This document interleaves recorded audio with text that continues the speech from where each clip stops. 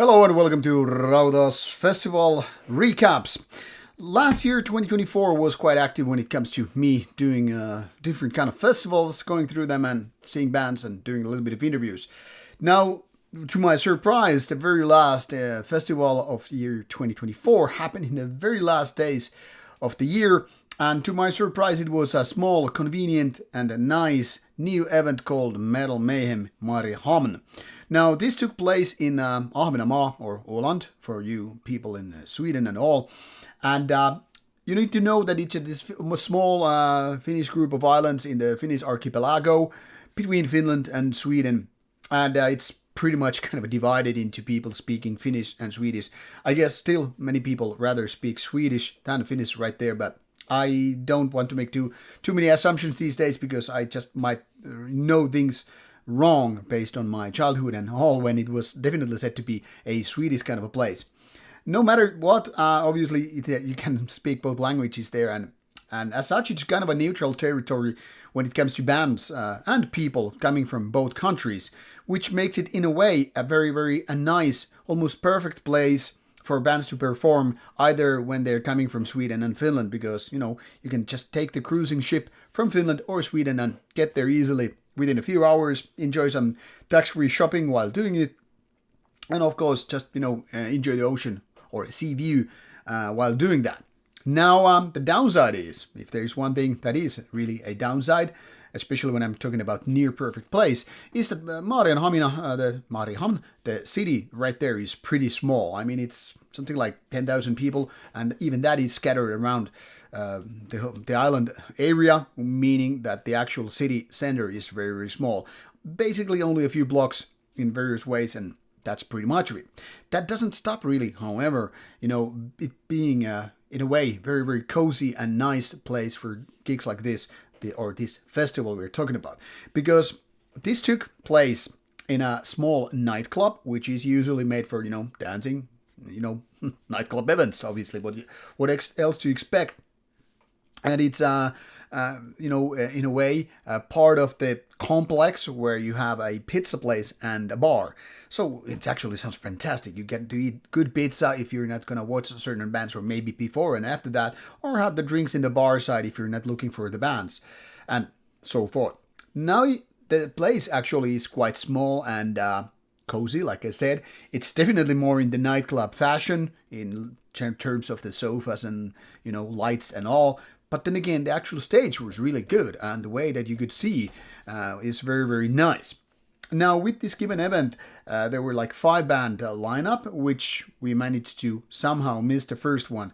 I blame it on me, obviously, because I had just, figured out the actual starting times a little bit wrong. I was probably thinking of the first band is going to start around 10 or whatever, and the doors open at 9, where it's actually something like doors opening at 8, and the first band like 9. So we missed the first band, and by me, I mean me and my camera dude, who were there to witness this festival for the first time.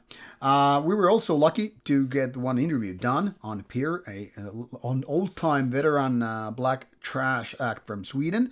However, we faced some technical complications with the camera, unfortunately. So there are some problems with the video once it gets out, but we managed somehow salvage it. Big thanks to my editor, Mintu, who managed to do a lot of work. But more about that later on. It goes beyond the scope of this video. So one interview done, and what we saw were like 4 different bands. We missed the first band, which was a cover band, unfortunately. Now the first band was Thrash Can Dance, and they are this kind of a weird alternative rock band in a way. Not exactly metallic, but there are some metal musicians in the band, and their style is kind of a weird glam rock meets punk meets, I don't know, really.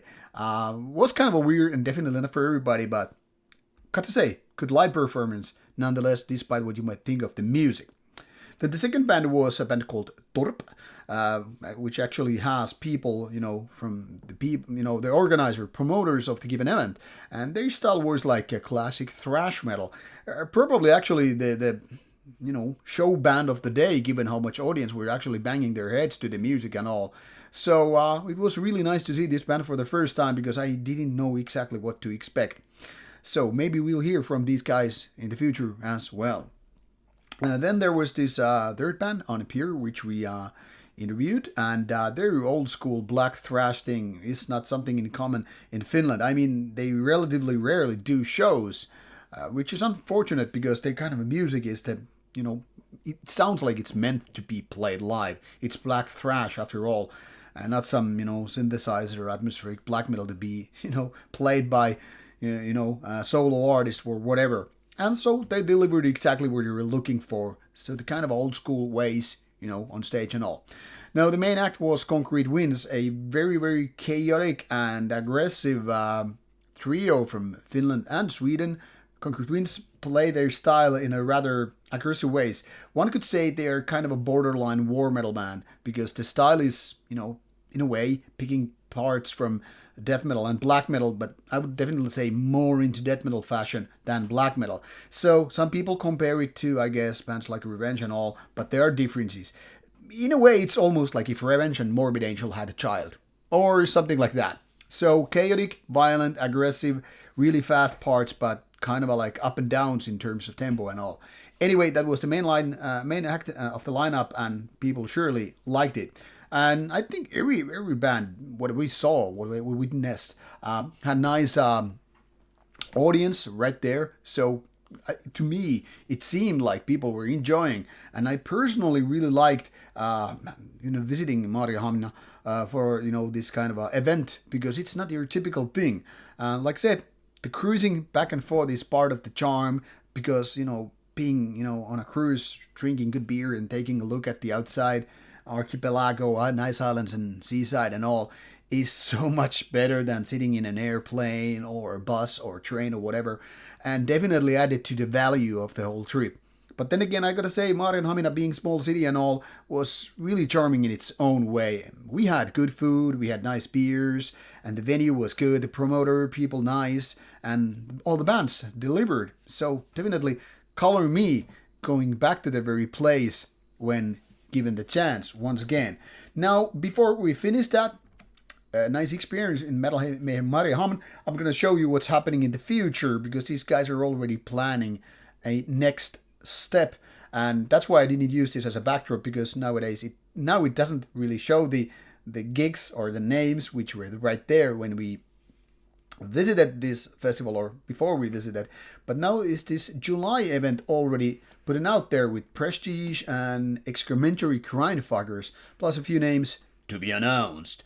So what we have here so far is Friday, 4th of July 2025, which is about 175 days, starting from this day when I'm doing this. And only these two bands are now, listed here. What you can expect, I guess, is grind and old school thrash metal. And this is what you know. The rest are TBA, and we're going to look for more information. Pretty simplistic pages, so all the information is right there for you to see. And I am yet undecided whether or not I'm going to be here. But this time it seems if I understood correctly, it's going to be outside instead of inside. And obviously that's where Ahvenanmaa and Mariehamn are going to be their most beautiful because, it's island after all. So looking forward to this second event by Metal Mayhem Mariehamn. Let's see how it's gonna be, and hopefully I am able to go there and all that stuff. Now wait for more bands to be announced, and then you can probably find also information from the local cruising lines. For example, with this trip we did Viking Line.